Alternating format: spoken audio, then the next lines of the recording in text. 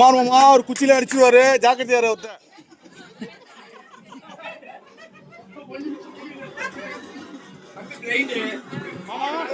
அடிச்சுவாரு.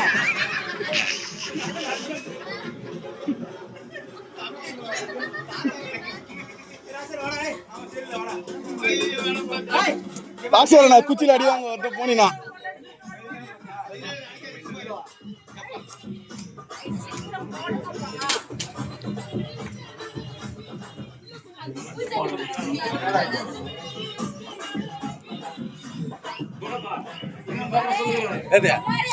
அவர் அப்படியே குமார் குமார்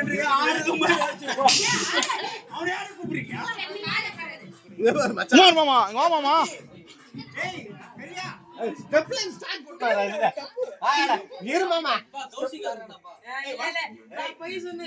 அது தப்பு.